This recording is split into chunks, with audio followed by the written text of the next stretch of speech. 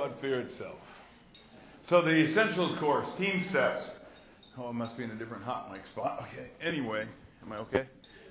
All right, so I want you guys to go to AHRQ, and you're going to find TeamSTEPPS on that. There's a workbook. I used to bring the workbooks in, but they all go like $10 a piece times, and then I get like 4 back, right? Like somehow the students think they're going to ever use it again. But anyway, just go online. It's free. It's there. And when you guys do your group work, so go there early, because when you do the group work, you're going to use that as a resource to answer the questions and the scenarios when you guys come up with amazing, smart things. Oh, I haven't hit the button. Did you? Okay. So anyway, so once you guys get there, give a chance to get there, just work your way towards it for the TeamSTEPPS. And then you're going to see not this PowerPoint, but I want you to find the booklet, the pocket guide. So I'll cover the content, and then you use the pocket guide conceptually when you guys do the group work. There's going to be multiple scenarios. And in the scenarios, you guys are going to use the rules and TeamSTEPPS to break it down or define what went right and what didn't go so right. Is it only as an app? No, it should be as a straight-up web page. There you go. Okay, so let me just tell you background on TeamSTEPPS. Who's heard of TeamSTEPPS before? Raise your hand. Really? Who's done SBAR before? Raise your hand. Guess what? Those are tools that are actually from TeamSTEPPS. So, and a lot of places think if they do. Who's heard of a huddle before at the VA? Raise your hand. That's TeamSTEPPS. All right. So, who's heard of a lawyer before? Raise your hand. Those are the people that don't use TeamSTEPPS. Those are the clients. So anyway, so the background on this, we started this back I got involved in the 90s. In the 90s, it was called Med Teams back then. And the reason how it came into development was in the late 80s, early 90s, there was a lot of aircraft crashes because we changed platforms. Our aircraft, our Air Force aircraft had changed platform, and the Army had gone from the Huey to the Black Hawk. Best known at the time when it first came out was Crash Hawk. And with that happening, the issues at hand were we had a lot of accidents, but when they looked at it, the machinery was fine. It wasn't the machinery that was the issue. It turned out it was the crew communication and response between the pilot and others to keep the aircraft flying. So they came up with research, the Dynamic Research Corporation put together a safety check package. So we no longer make assumptions. Even if you work together all the time, we still state the checks as you go through the process, right? That's where you always hear that fuel switch on, right? And they repeat it back and forth because it would hopefully work. And then they did research with it because then there was groups that called regimental flying. And the issue with that was the crews that always flew together thought they were better. And it turned out they actually weren't, because if we all fly together, like say you and I are in the same crew, right? So obviously you check the flaps because that's what you do. I didn't ask you. But if we didn't know each other, we'd follow the checklist. Did you hit the flaps? Hit the flaps, all right? Back, forth. So the crews that thought they worked together, they liked each other better, but they didn't fly more efficiently, actually more at risk. So knowing each other was a deterrent, not a plus. So the checklist then was implemented by the Air Force and the Army. And their crash ratio went from unacceptable 6 or 7% back down to 0. Both of them, Army and Air Force, at 0 when they followed the safety program. Now the Air Force, those of you Air Force, raise your hand. All right, good. So don't tell them. But here's the deal. They obviously, a new general came in, and most of the generals in the Air Force, regardless of qualifications, are usually pilots, tend to be pilots, and not the medical corps, but in hardcore Air Force side, space and air command. So the pilots are like, hey, we don't need this checklist. We're professionals. So they actually got rid of it. Yes, it is. Is he a pilot? Yes. He's going to be a general one day. And so anyway, so here's the deal. He will be. You watch and see. And he's going to kill their safety program. So anyway, so what happened? So what happened was they got rid of the safety checklist because they thought their prior service issues that they were doing were fine. And so we basically indirectly created a hypothesis, a null hypothesis, because then the Army takes way too long to make its mind up and change things. We just kept it even though they didn't want it. So the safety record stayed the same. The Air Force, within about 6 to 12 months, started eking towards their previous numbers. So then another good pilot came in and fixed it and said, we need to implement that again, and it's still there to this day. They do the checklist, and again, their numbers dropped. Now, that's great. You're like, what does that have to do with nursing? Nothing. No, absolutely everything, because in emergency care, same thing happens. You have like an emergency room physician. You have basically your nurse is really your assistant pilot in most cases. And then you have other folks within the department, paramedics and techs, are kind of like your crew chief. And they figure everyone, well, the ER doc knows what he's doing, or the surgeon knows what he's doing. So everyone just kind of let them go on, right? And then errors occurred because no one said anything because he's the expert. So we had a high error rate as well. And this is around the time I had been in nursing long enough where I was probably, as a nurse, emergency room nurse, probably 5, 6, maybe 7 years at this point. So you will obviously see people that you respect. Physicians and nurses were going up against peer reviews, and some of them are getting sanctioned, some of them lost their license, and you're like, wow, it's not because they were a bad clinician. They were not a bad clinician at all. They were actually very good, someone I respected, but they got caught in an error. And anytime there's an error, someone's head has to practically usually get put on a post for everyone to see what happens if there's an error. So you're like, at this point, you're like, it's just a matter of time. You get the sense that we're always stressed, we're always stretched beyond our capacities, and people are making errors, and then they basically, get bled out. So this is when opportunity came up where they had med teams. It was being fielded initially with the military, and Congress liked the premise of it. Dynamic Research Corporation moved it to the medical model, and Congress actually started to fund this independently. A couple $1 million were initially thrown at it. And nobody knew what this med teams was. I was a senior captain, so I didn't want it, but everyone else said they didn't want to do it. And I was junior enough that I couldn't say no, but I was senior enough that I had to do it next. So serendipitously, I got attached to this med teams thing. And it was the most amazing thing that happened to me, because I went to Boston to the Colonnade Hotel. In that room, Lucian Leap. Have you guys done Chasing Zero yet? With Dr. Richardson? Chasing Zero, that's with Dennis Quaid, where his kids initially had that error at the heparin. Well, Lucian Leap, who's like the expert on error management, who's like a cardiothoracic pediatric surgeon and about 7 other qualifications, like got the eyebrows like twice the width of his head, he's a wise man. I got to study under him. Matter of fact, when they went through the room, people at the table all had minimum of a master's degree, double PhDs, double-seated in all their areas. I was unfortunately the last guy to introduce myself in the room, so I just started pouring water. I didn't even say my name because I had a bachelor's degree. I was the least qualified person to be in the room, but they embraced me, and I learned how to do really good PowerPoints because I was low on content. So even with really smart people, if you make things flutter on the screen, they get excited. So anyway, I got to be part of this. We went to Palm Springs, Washington, D.C. It was a couple of years. And we grew this project called Med Teams. And once we went live, we had 5 civilian hospitals throughout the United States and 5 military hospitals. So we had 10 hospitals, so 5 of us went live initially with the best guess in what we were going to do for these checklists, communication, movement, and accountability, all these rules we're about to go over. And we went live, and our error rate dropped down to like less than 3% of potential litigious events from 15. We're like, that's really good. That's really, really good.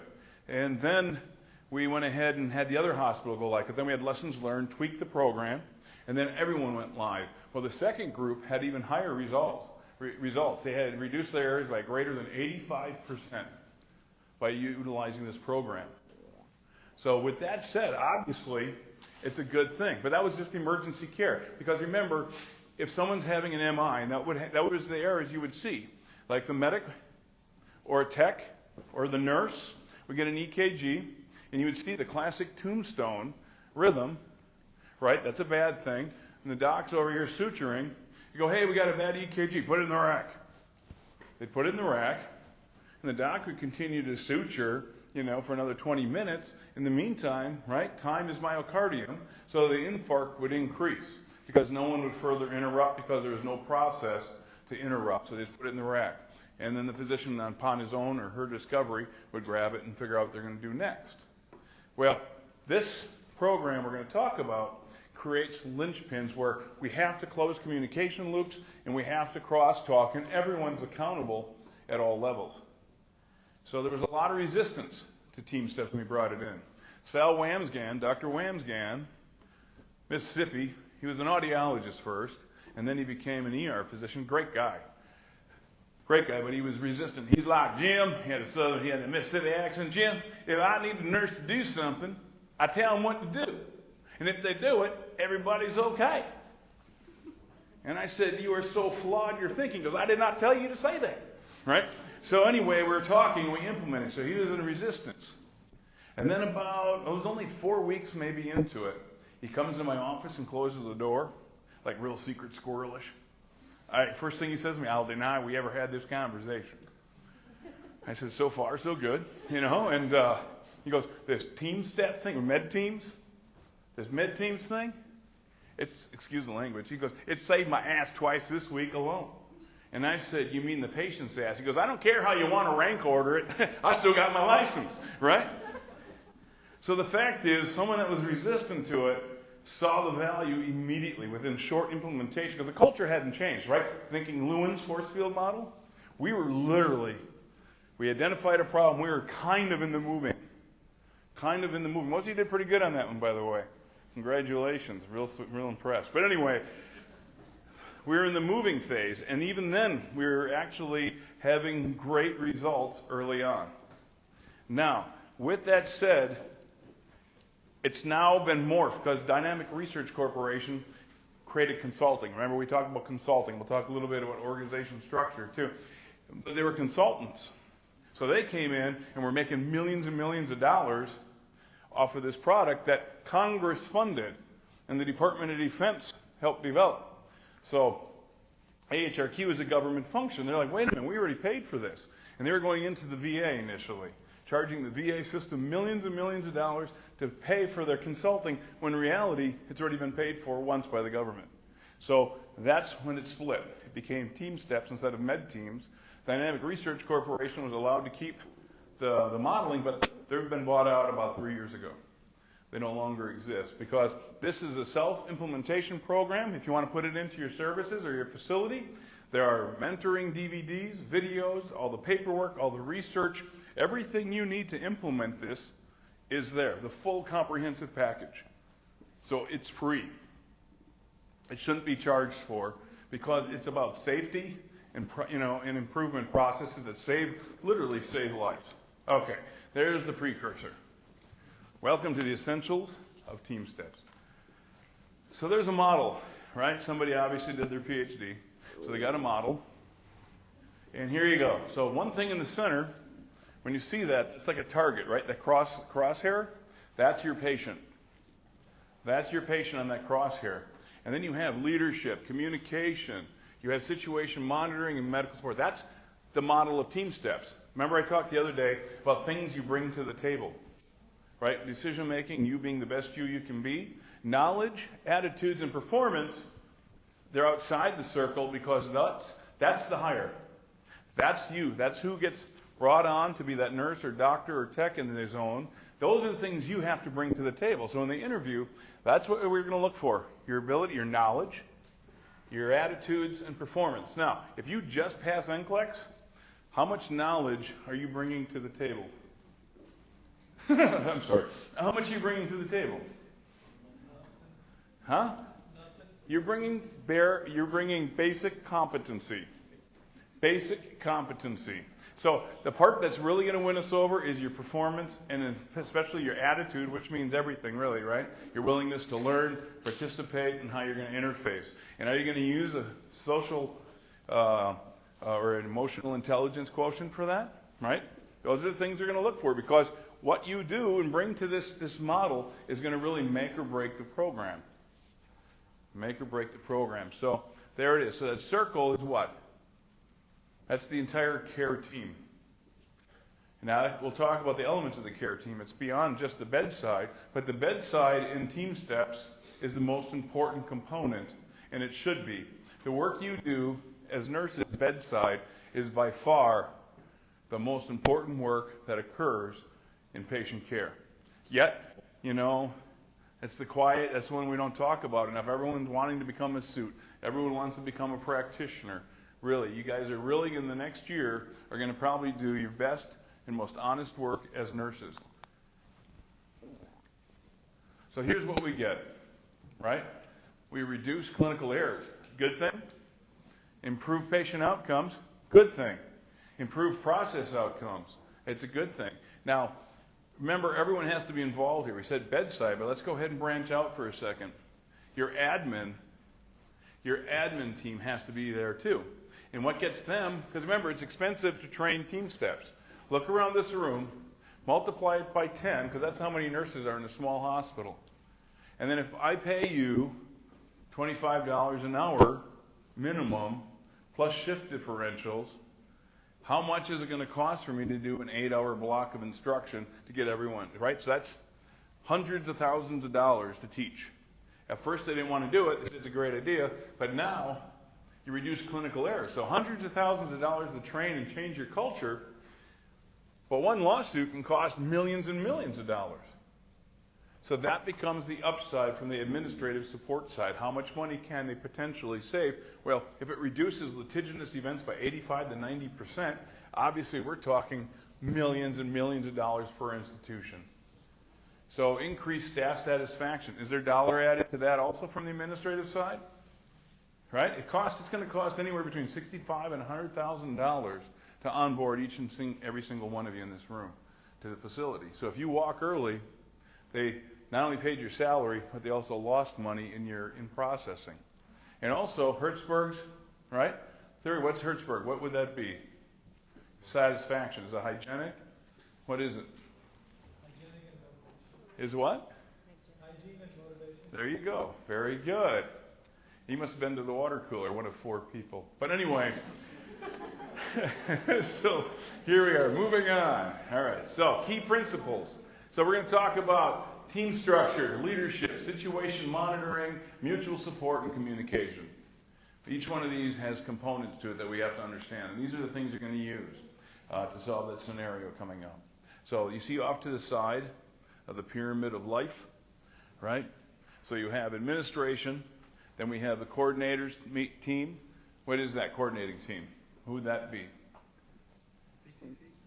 PCC. Well, it's actually going to be, coordinating team is going to be your nurse manager, charge nurse, anyone that's involved. Does nurse managers walk around with the clipboards?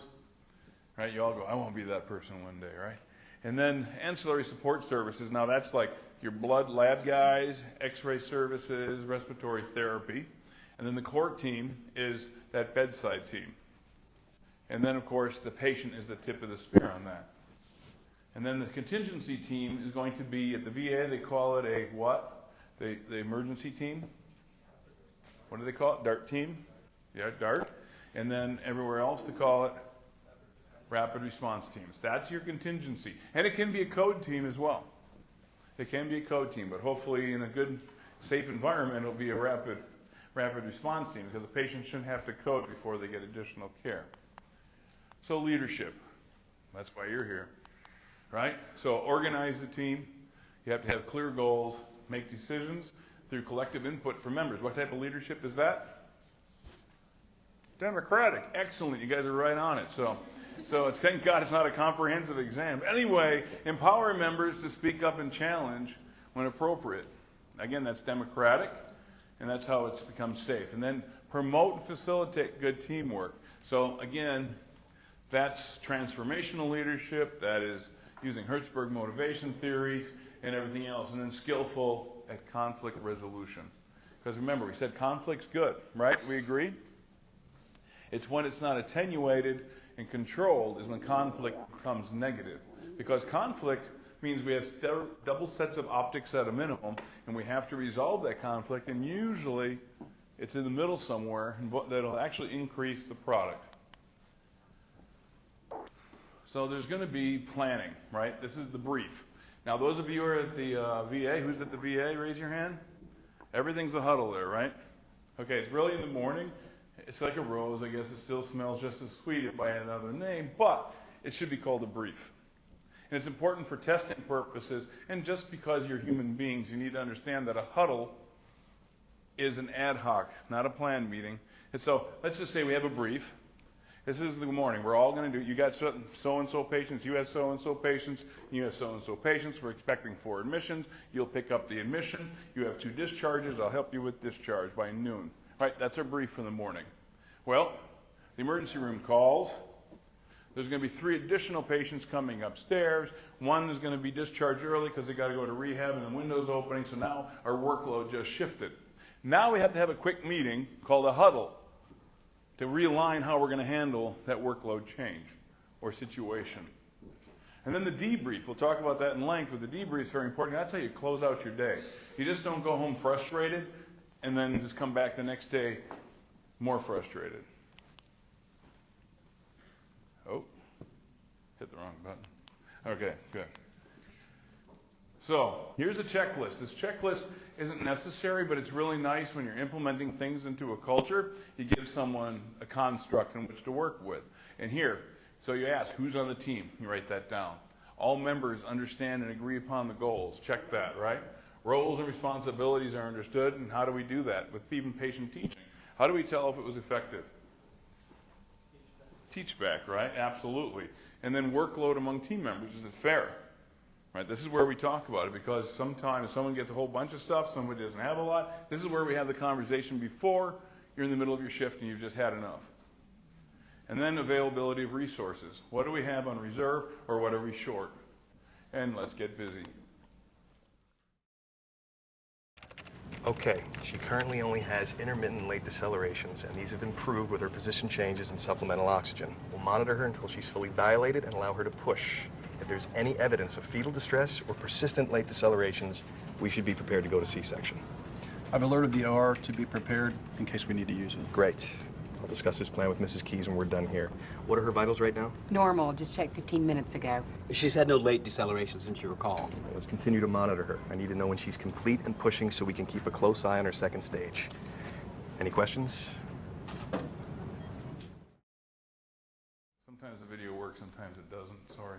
Anyway, the debrief checklist. So at the end of the day, before you go home, this was really important in the military side of the day. Who is a medic in here? Anyone? So the medic, did you work in a hospital? So you're always in the field, right? Sitting in the motor pool most of the time, right? Okay. So, I mean, that's where medics are extra mechanics. So, and then you go to the field and you have to do everything and be a medic and carry twice the load, right? Yeah, fluids and everything else, right? Yeah, hoorah. So anyway, the medics in the hospital loved it because you had nurses and docs who are officers. The medics are traditionally going to be enlisted or NCOs. And a lot of times by the model, you don't get a lot of feedback opportunities. So they love the debrief.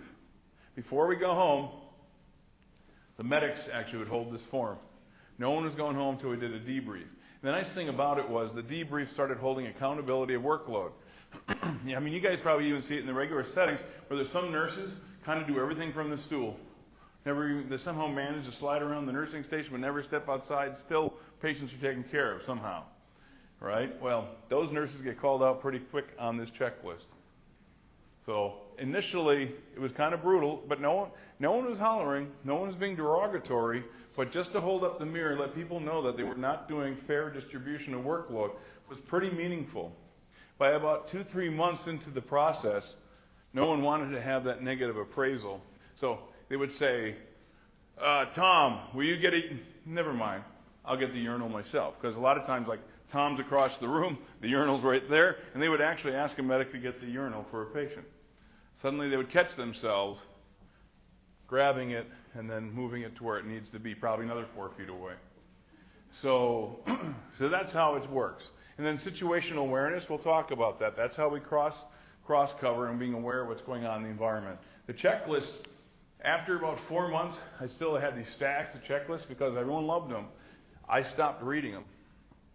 I just started storing them, and then when my drawer filled up, I started shredding them because they still had accountability, but it was internal accountability. They didn't need me to come out and tell them to behave. They were doing it themselves. It was normative. What's the term? What? Yeah, normative reductive, right? Normative reductive. They were holding each other accountable, which is a healthy work environment. Great job, everyone. Can we discuss how things went today with Mrs. Keys? What did we do well, and what can we do better next time? It was helpful for me to be brought in early. That allowed me to use a regional instead of a general anesthesia. You're right, Brad. Lynn, what did you think? It was great that Dr. Dean helped put the Foley in place while I did the count with Alicia. Albert, this is a great example of task assistance. How was our communication today? Excellent. Team debrief. Okay, the team debrief was this. The video, he's like, hey, you guys did great. There it is. So, situation monitoring. All right? So, watch the graphic, stare at it.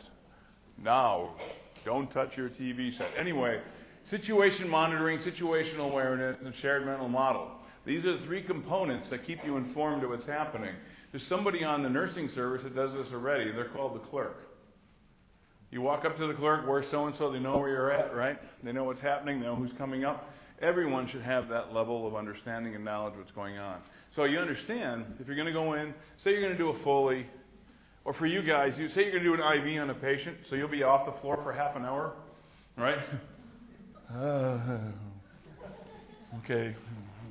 Right? You know the IV dance and pat, pat, pat, put the tourniquet on and off, right? So anyway, you will be down to doing it in 40 seconds one day, not 4 hours. So anyway, the point is you're doing a tasker, and obviously you're focused on a task. So there has to be a way to leave the room and be able to plug back into the ebb and flow on the floor, right? So you somehow have to understand what's happening and know what's going on with other colleagues. And you should be able to do things. We'll talk about task assists as well. So cross-monitoring. It's an error reduction strategy. You monitor the actions of other team members.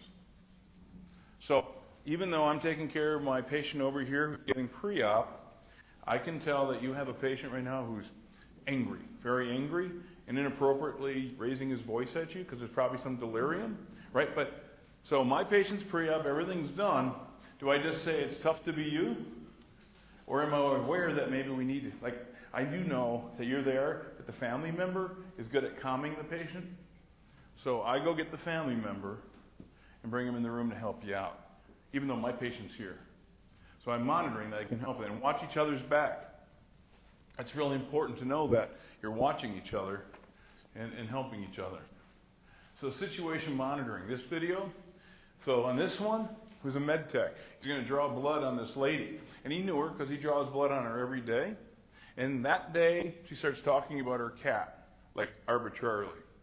Instead of going, wow, that girl's cray-cray, right, and left the room, he actually went to the nursing station and talked to the nurse who was doing something else and said, hey, have her contact me. I'm really concerned about the patient. And then when he did, it turned out the patient was becoming septic. So his crosstalk with her saved his septicemia from occurring. These videos, by the way, are all online.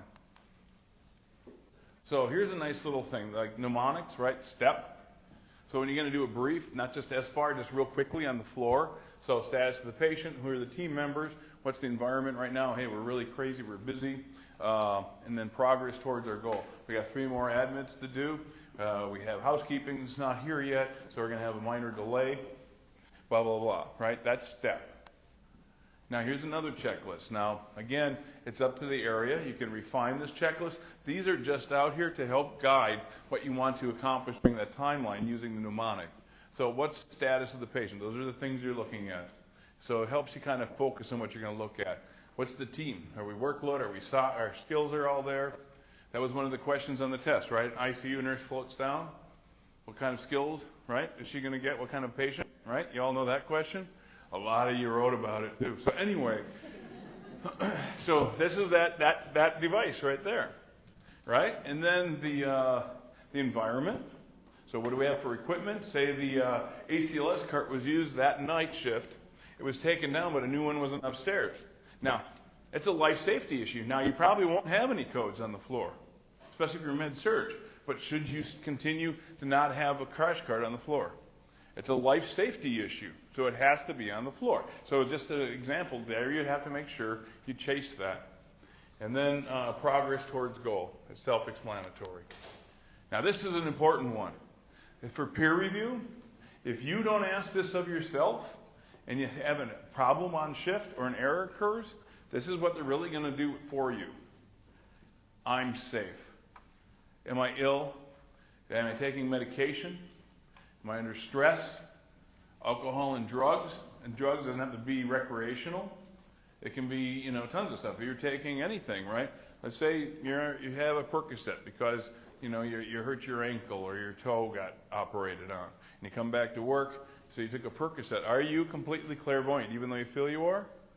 Right? Probably not. You need to communicate that. And then eating and elimination. Well, has anyone ever had diarrhea before? Raise your hand. Right? So anyway, so those of you that have a friend that had diarrhea, and they probably told you it's really uncomfortable and you have to go to the bathroom a lot.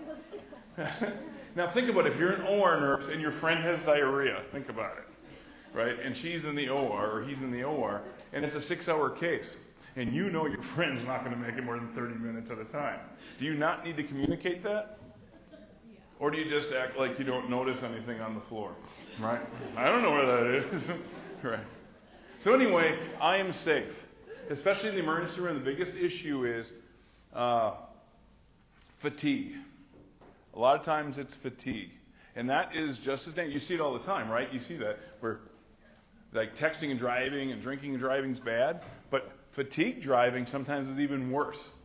It's sometimes even worse. So fatigue in the healthcare environment, being really tired is not safe. And the thing is, you can tell someone that you're not tired. That you're very tired. Because when I've had errors occur, traditionally it's a fatigue issue. Vigilance drops off. You're not paying attention to trends until they're so obvious. And that's the big one that'll get you. And that's the one you're going to most likely not call yourself out on. Mutual support. So, and now we're talking mutual support, what are we looking at? Can someone help define that looking at this? What is mutual support?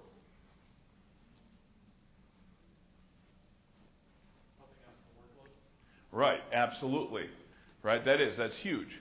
And that's the biggest issue. When you do the debriefs, workload inequity is usually the biggest source of conflict. And when you help someone, it pays off. Now, who's been at Methodist in the PACU?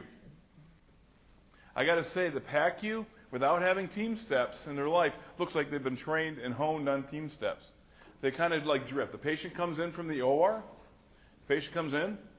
The nurses are over here. They make sure everything's good, and they drift towards that other patient without even talking to each other. One's grabbing the oxygen, connecting it over to the wall unit. The other one hangs the IV up. Someone else is moving on the other side, get the patient situated. And then when their tasks are done, they just float back to their patient. That is a beautiful thing. Really was nice to see, and they were consistent with that. That's their environment of care. It just so happens they rock it. Now, feedback. This is really important. How do you change a culture? It's not going to change in a vacuum. You have to crosstalk to each other. You have to give each other feedback. But look at, we're saying it should be timely. If I did something that bothered you a week ago, now is not the time to have that conversation. So make sure you bring it in as close to the time it happened as possible, and then be respectful about it. And that's the biggest issue, especially in nursing. I tend to see nurses sometimes don't feel empowered, so they are not always respectful. If they feel that they've been on the floor longer, they're a little more senior, they just come down on that individual. Well, be respectful at all levels, because otherwise it creates a hierarchy that need not be there.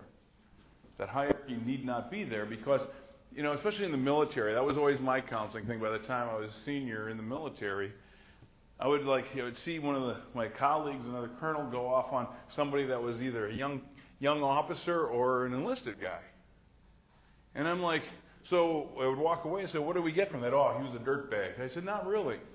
He maintained composure and was respectful the entire time. You said everything and anything you wanted to say. You were disrespectful, The person that was actually had the higher hand here was that individual that maintained discipline during that engagement. You just let loose. You were out of control. It was wrong. I'm sorry you feel that way. Well, it's not a matter of feeling. It's what I saw, right? And people actually have that conversation. It's very powerful. It's called having crucial or difficult conversations. And you hold each other, and we, trust me. Yeah, you guys know Braulio? Braulio, do you not hit me with stuff? Yeah, he does. But you know what? Sometimes it's very much necessary. And I would hope I respond, other than just shut your face, right? So anyway, the point is we have to have that. That's how we grow, and that's how teams work best together. Teams work best together that way. And then, of course, be considerate. And then, if everyone knows they're coming from that place, it's a lot easier to have that difficult conversation because it's not vilified. It's not hatred. It's about self-improvement and organizational improvement. As long as you hit it from that point, it really is fairly benign, and it's always shaping and insightful. Hey, Hal. Good job with Eddie earlier today. Our communication was precise, and we got him the necessary attention quickly. Good job. So that's feedback. Now believe it or not, though, that's what was that? The two worst words is good job. What movie was that? Where the drummer? Whiplash, yeah. Well, I disagree. Good job goes a long way. And he smiles, right? What happened in this case was the doc was busy doing something else, and he was worried about one of the chronic patients that came in all the time with chest pain. And the doc goes, I'm busy doing something right now, and he was. So he said, you know what? I need you to go over here and now. So it ticked him off initially. He's like, duh! And he goes over and realizes the guy was having an MI for real. This is a chronic patient, but this time he's having an MI. And he had to call cardiology, and the guy had to go up for a stent. So once everything happened, the patient went upstairs. That was his feedback. Good job. It's really important to let each other know you did a good job. It's nice to hear from someone you respect that you work with, good job. It is. It really puts a little extra wind in your sail. So advocacy versus assertion. There's a difference here. There's the other big B word, right? That's not on here. Don't let it get personal, and don't get creepy angry, okay? Advocate. Advocate for your patient, right? Now, you can be firm and respectful as needed. So, you advocate, and you assert when something's not going on, but it's not about you make me. If you got to say it makes me feel, you're getting personal. You state the scenario, why it needs to be addressed, without putting self into it. That's kind of the litmus. If it's getting personal, we're going into a different area. It's got to be about what we need fixed now. Now, 2-challenge rule. This is very interesting. It's important to do. Now, for this to work, though, this is why the physicians have to be trained with the nurses and the staff and the techs. Everyone has to train together because this is the cross-dialogue that's really important for feedback. It's a 2-challenge rule. So you have to be able to say it's called stopping the line, right? So if you say, they tell me to go ahead and give 10 milligrams of epinephrine IV push. Please give 10 milligrams of IV push. And I'm going to say, I question that order. That seems like a lot of epinephrine. And your response to me is, here's the rest of the script. I meant to say 10 cc's of 1 milligram and not be there. But anyway, that's the whole point of it, right? So that's what the person's going to say. In the 2-challenge rule, most of the time, it's not really a bad order, it's a slip. You think one thing and you say another, right? So I said give 10 milligrams of epi. I really meant 10 cc's of the 1 milligram IV push of epinephrine. And that's what the 2-challenge rule will fix. So one of the ER docs I worked with, we had a patient came in unexpectedly, and we heard it on the ambulance, and he was an asthma patient, was a family member visiting, and all of a sudden they rolled in, and he was in full respiratory arrest. Okay, suddenly we have CPR in progress, and we have to get this guy recovered. So Bruce Bowen, great ER doc, he's in Colorado now, rocking Denver, he goes, I need a trocar. He was Vietnam era. Trocar looks like a giant knitting needle. And they used to do that for the field in the 70s and 60s, late 60s, you would take a trocar like a giant knitting needle, hammer that through someone's chest wall to get the chest tube put in place in the field. The trocar. We don't use trocars really anymore. And that's not what he meant. He actually was meaning he wanted to intubate and he wanted a stylet. Right? You know the little wire that goes in the ET tube? That's what he really wanted. But he goes, I need a trocar. And 3 medics who were actually doing very valuable things with the patient all took off running. And it was kind of like you just hear them run down the hallway. But they're looking for a trocar, but they really know what they're doing. They just want to execute. You know, there they go again. Right? I'm like, why? I said, why do you want a trocar, for God's sake? He goes, I didn't want a trocar. I mean, I need a stylet. Yeah! Right? Well, that's like taped here, almost like on your ear right now. Oh, yeah. And he grabs it and goes. Right? It's about communications, because experts make slips and have lapses. Young people usually make errors. The end result usually is the same, but we call it lapses and slips. Or you guys call it getting old, right? But anyway, that's what it is. 2-challenge rule. He says he woke up this morning feeling weak. Do you think we should see him today? No, just tell him to stop taking the hydrochlorothiazide. Dr. Diaz, I'm concerned about Mr. Johnson. I called and talked to him, and it sounds like more than just weakness. He sounded anxious, and he said he feels like his heart's beating out of his chest. You know, you may be right, Renee. Let's get him in here today for an electrocardiogram and... Now, this 2-challenge rule video, I'm glad it's not playing because you just want to slap her. But anyway, we'll move on. Now, here's the one you guys always remember. Everyone does really well in the test questions. Cuss. You like that one, right? It's easy to remember, and you guys, all of you, pretty much do this regularly all the time. So, I am concerned. I am uncomfortable. And this is the nuclear option. This is like that safe harbor. This is a safety issue. Any physician or senior nurse on that team will stop at I am uncomfortable. If you got to get to S, it's a big deal because we are about to hurt somebody. You understand that, right? When you say this is a safety issue, something bad is about to happen.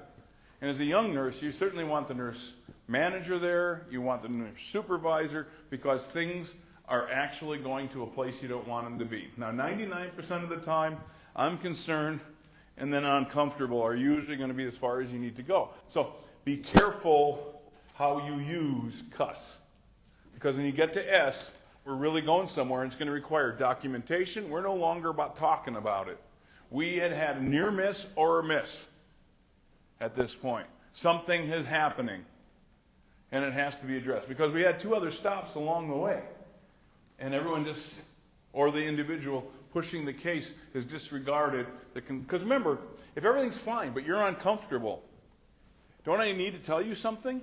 If you say you're uncomfortable, and you're a new nurse, maybe this is something you're not ready for, right? So if I talk to you and tell you why we're doing it, now we've done some teaching and learning. And you're like, oh, okay, cool, right? Yeah. Or you're like, no, still uncomfortable. Right? So that means we need to really think about what I'm about to do here. That's called cross-monitoring, safety monitoring, and this also ties in advocacy and assertion, all in one little simple 3-letter, acronym. Now, desk script. This is important it doesn't happen real time. This is one of those things in an environment where we do counseling and cross-talking with each other in the environment of care. So what do you say? Describe the situation. And then you express the situation, and then you suggest alternatives to make the situation better, and then see the consequences. What's going up? What the outcome should be. Remember, consequence doesn't have to be negative. Consequence is just an outcome of actions. So, desk. That's a really nice way in an environment because in the military, you understand it's a rank structure, right? But you don't get fired. Here, you got to be very careful. It's a right to work state, right? So you can be fired for almost anything. So if everyone agrees to how you're going to have this discussion, how you feed yourself and or your family is not going to be put at risk if everyone agrees to this communication process. Because that is the hard part, to enter into conflict if they don't back you and it's a power coercive environment, right? That's the thing. So in the military, you get hollered at and stuff like that, but you still get a paycheck. Even if you're cutting lawn for a week, you still got money coming in, right? in the civilian sector. So this is very important when you guys interview. What kind of environment do we have? How do you resolve conflict here? And if they can't answer it and they do one of those things like this, oh, let's do a 360, and they kind of like look at each other and go like this, that means they don't have, and anyway, conflict is not a healthy thing in their service. And that should tell you a lot. Unless you really, really, really need that job, you might want to take a couple more interviews. Hey, Karen, if you have a minute, we should talk about a situation from yesterday. Things didn't go as smoothly as we would have liked, and I feel some responsibility. So let's think about what we can do to make it Let me just tell you, this better. wouldn't be a good one. Sure, Renee. I was frustrated because the information you provided was incomplete and not helpful. I'm sorry about that, Renee. Well, I'm sorry we haven't provided you with the training you need. If we provide that for you, we'll all benefit. Now, I know you're new here, so here's what would be helpful next time. So, when a patient it's calls even with a more clinical annoying in the concern, other one. Okay? ask some general questions, like the ones listed here. All right, so, yes. I thought you weren't supposed to bring like emotion, like I feel. Well, it's not a good, I don't know how, you got to remember, you hired film crews that do some of these things, and they just make up their own stories sometimes under the best of intentions. But is that good resolve? Was that a good resolve? I didn't give you the training you need to be competent. So no, that was not good. I don't agree with that one at all.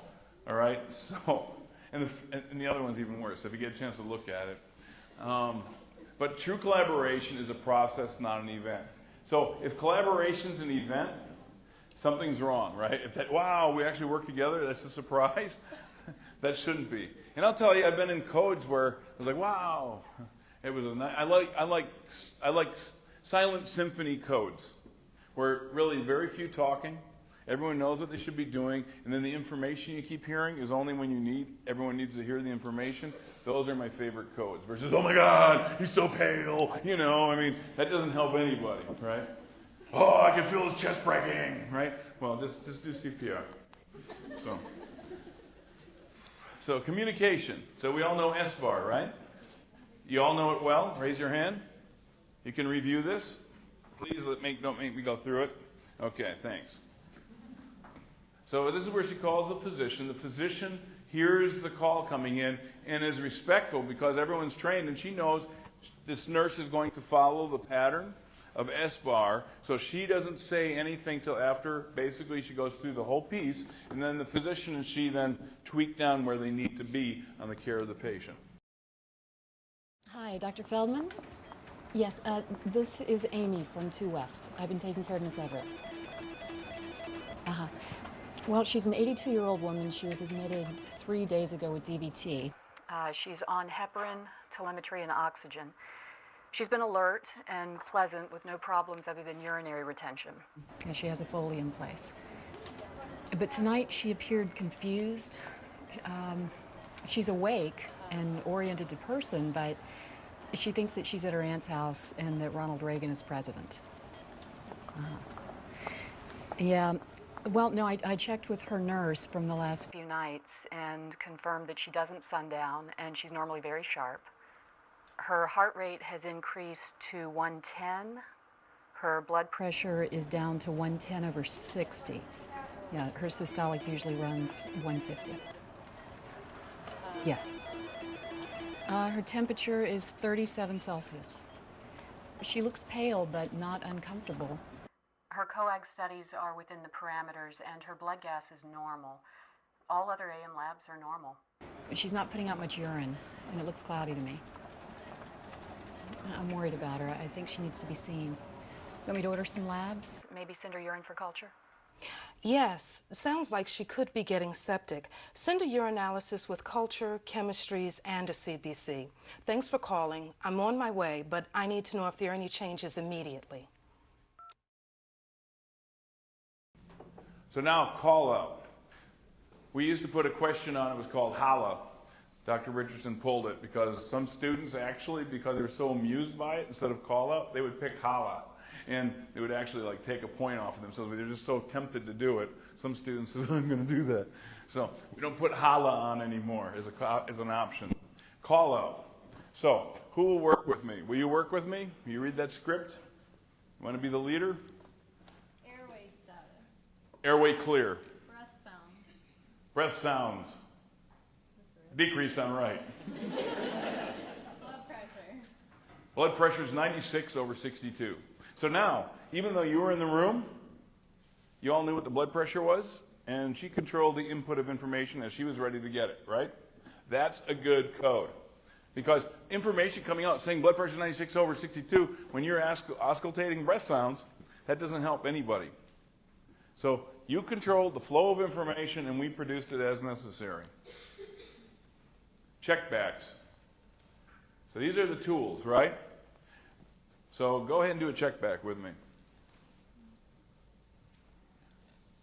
Give 25 milligrams Benadryl IV push. Give 250 milligrams Benadryl IV push? That's correct. Oh my God, we just killed him. So, okay, good. I said the wrong amount. Oh, the patient died. Oh, I should have been listening.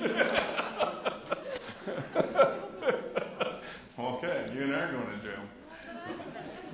I know, you're reading your script. You stuck to the script. You did what you're supposed to do. All right, so check back. And this is what this is a short video vignette between two docs. And they're just going ahead, basically did what we did, but correctly, and they ended. 1 gram of calcium gluconate diluted in 100 milliliters of normal saline IV for an hour. Confirm that 1 gram calcium gluconate diluted in 100 milliliters of normal saline IV over an hour? Correct.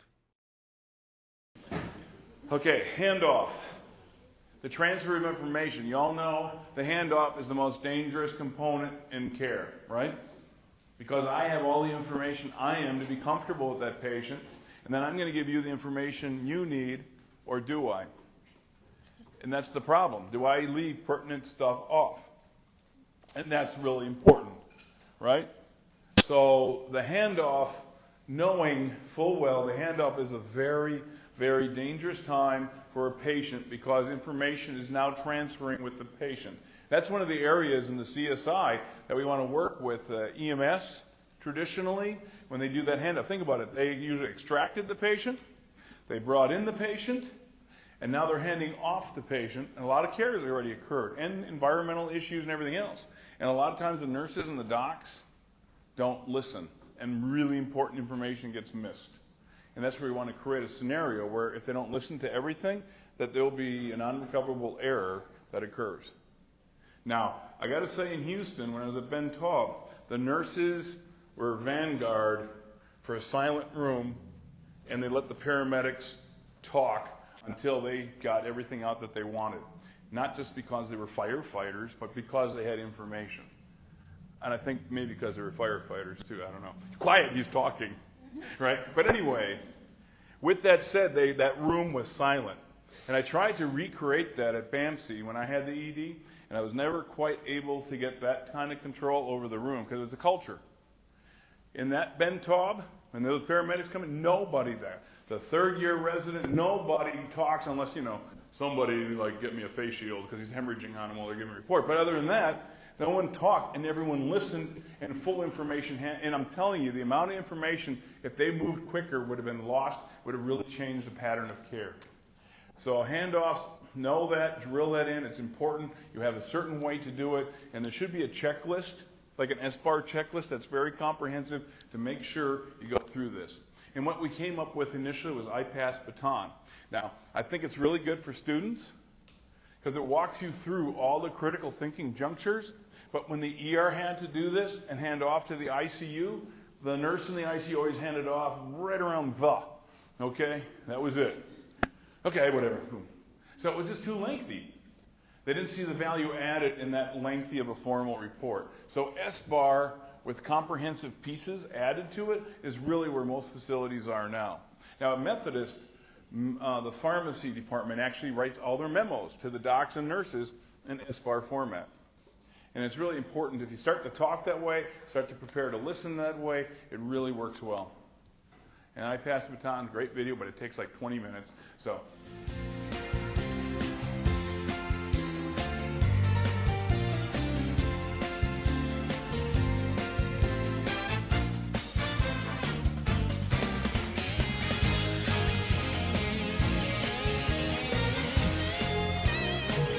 Cinda.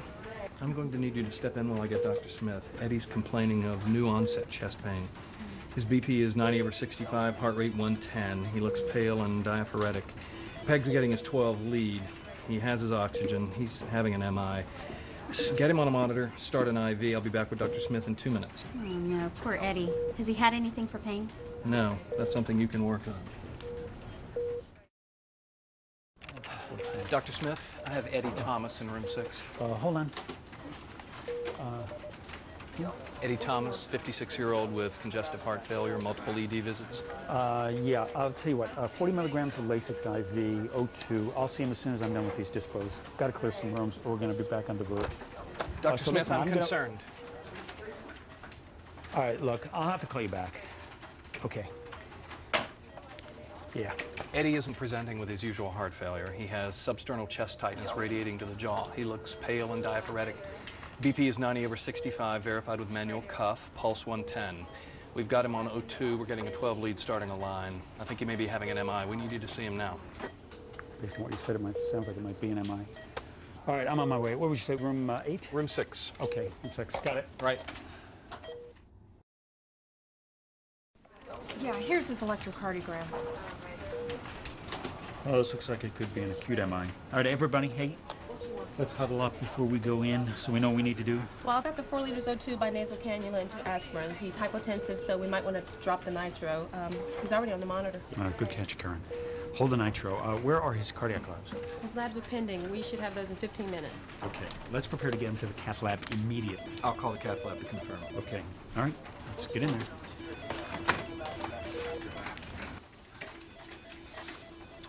Eddie, you're having chest pain, you said? Yeah.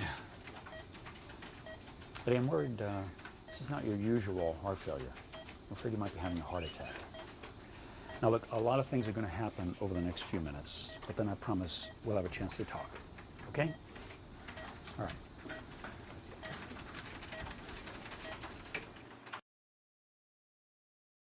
The chest x-ray's here. The cath team confirmed they can take Eddie in 5 minutes. Dr. Martin's on line 3 for you. Okay. I'll be right back. Thanks, Al.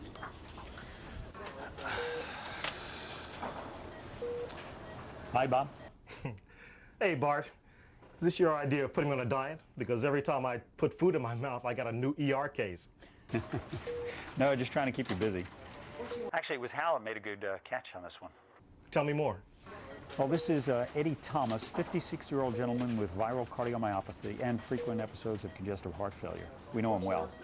Today he came in with an acute anterior MI and early cardiogenic shock. We do have his new and old electrocardiograms. He described the pain as ripping, and his history is one of viral cardiomyopathy, not coronary artery disease. So I'd consider squirting his chest to be certain there's no dissection. He's had aspirin and heparin. We're starting integralin, and there's no beta blockade or nitroglycerin on board because of his hypertension. His labs are drawn and pending. So I'm going to sign off. I mean, Hal will be here to make sure you've got everything you need. Okay, Bart. You have a recurring heart failure patient with new onset atypical chest pain. Electrocardiogram findings are consistent with acute MI, aspirin but no nitro, and labs pending. I got it from here.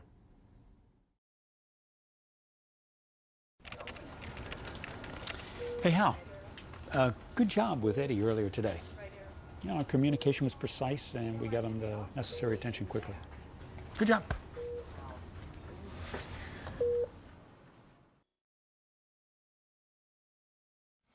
Here we go. Here we are. There it is in a nutshell. Essentials. Okay?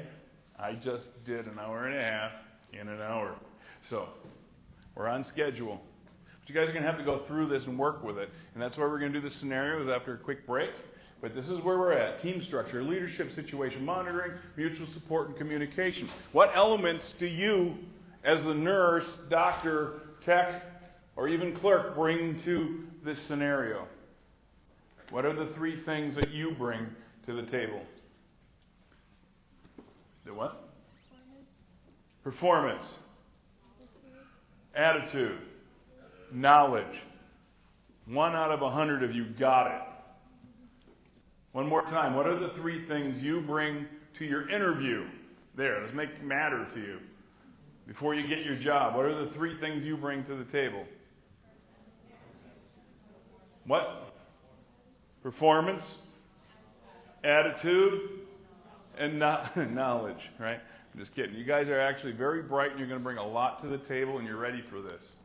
So these are the barriers, and here, when we go to the scenarios, these are the tools you should be able to find in your guide.